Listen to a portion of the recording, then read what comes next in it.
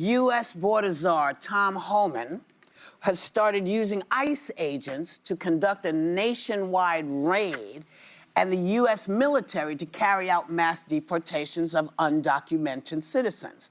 Now, he told ABC News chief global affairs correspondent Martha Raddatz that this is just the beginning. Take a look. Is this what we will see every single day, ending in what the president has promised is millions and millions being deported? Yes, but you're going to see the numbers steadily increase, the number of arrests nationwide as we open up the aperture. The estimates of perhaps those who have been convicted or arrested in the past, 700,000 to over 1 million. So after you do that, then you go after everybody who is there illegally. If you're in the country illegally, you're on the table. The acting Homeland Security Secretary said in a statement, criminals will no longer be able to hide in America's schools and churches to avoid arrest. What criminals are hiding in schools? How many MS-13 members are the age of 14 to 17? Many of them. So,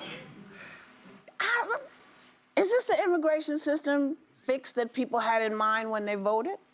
Do you think? Well, it's hard to tell at this table because no one voted for him. But I think if you were, I don't know yet. It's kind of, it's disturbing what we're seeing, and the headlines and all the coverage would make you think that there's this massive deportation, but by numbers, contextually, President Obama still remains the deporter-in-chief. Even if Trump continues at this rate, he will not even hit what President Obama hit in 1 year with 400,000. But the point here is that it's meant to be a PR campaign. So it's meant to scare people. That's what they're doing right now. And when you look at these flights where they are deporting people back to their origin nation, we don't know who they are, and that's where I'd like to see more transparency. If indeed, right now, everyone on these flights is a violent criminal, I think we can all agree everyone thinks they should leave the country. We were saying that this morning. It's common sense.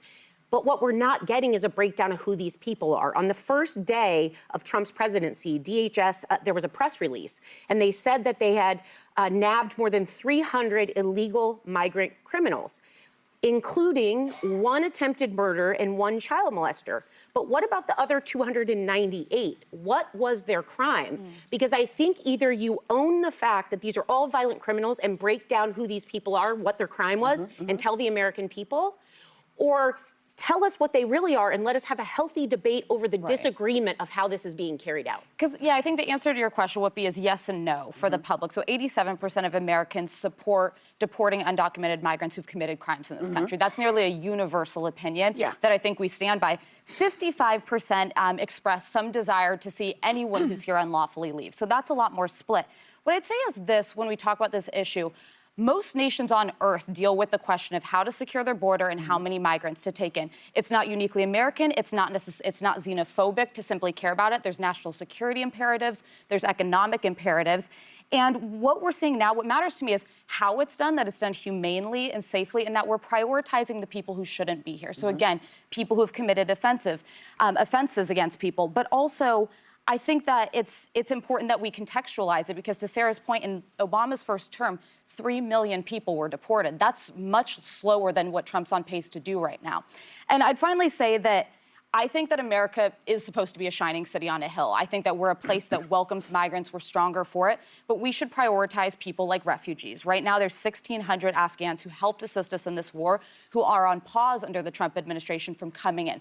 Those are the people who need to come first, not economic migrants. We can't house everyone. We can't bring everyone here. But people who helped our country and are fleeing for their lives should always be able to have a place Be protected, here. To answer your question, which is this the immigration fix that this country wanted?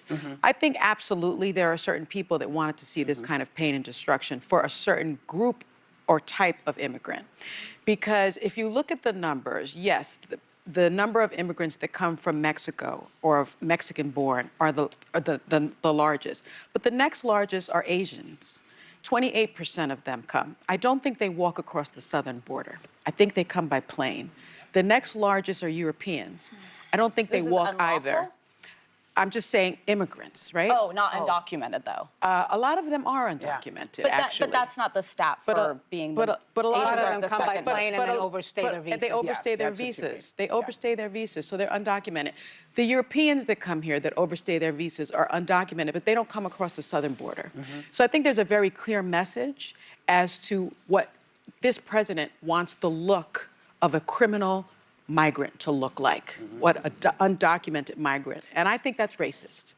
Let me also say that, in my view, he has circumvented established law by weaponizing the U.S. military. Can you explain what you mean by that? Generally, before being deported, you have an asylum case pending in front of a court, and you must appear in front of that judge. Right now, there are 3 million asylum cases and 900 judges. That is why the bipartisan bill that was going to be passed addressed that particular issue. Instead of dealing with it legally in that way, and I'm not saying he's doing it illegally, what he did was declared a national emergency that qualifies as a foreign invasion.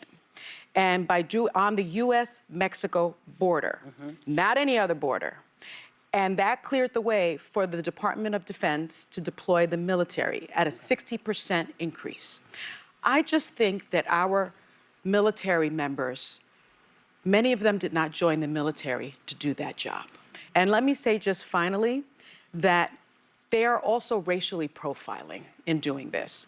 In Newark, New Jersey, a business venue on Thursday was raided, and among the citizens that they detained and questioned was a Puerto Rican man and a military vet. For the 50 millionth time, Puerto Ricans are Americans and disproportionately serve in the military. And so I say all of this to say that I am disappointed, disgusted, and saddened by what I'm seeing. Can I Well, make one no, point of no, let me clarity, speak, though? please. Let me get. So, you asked the question, is this what people voted for? I've actually seen some video this weekend of Latinos who voted for Trump crying because now their abuelas and their tios are getting deported. Right. I'm having a very hard time mustering up any sympathy for those people. Yeah. And look, I'm an immigrant. I know the desperation that it takes to leave your country. Amongst immigrants in particular, there is no doubt that we want anybody who had the opportunity to come to this great country and committed a crime, we want them punished, we want them deported to the fullest extent of the law.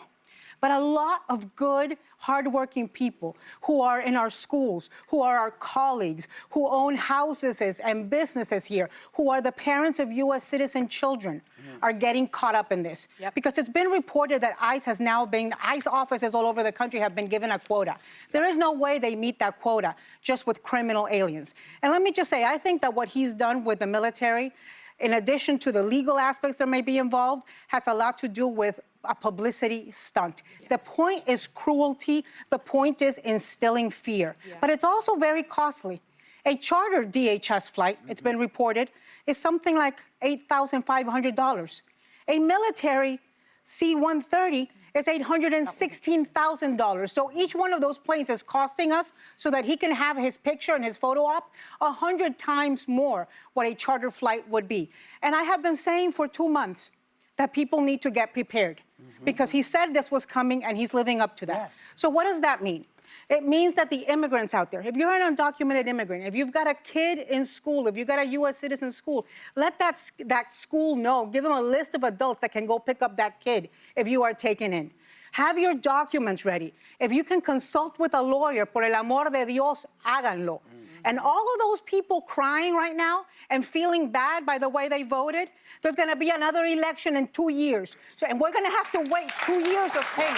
So if you want things to change, get yourselves registered, get yourself active. There's no reason why we should be playing, rolling over and playing dead. If you're a lawful citizen. If you're a lawful citizen, well, you of can course, if register you're a to vote. lawful citizen. But again, I'm not suggesting any illegal person well, I vote think illegally. it's important to clarify that.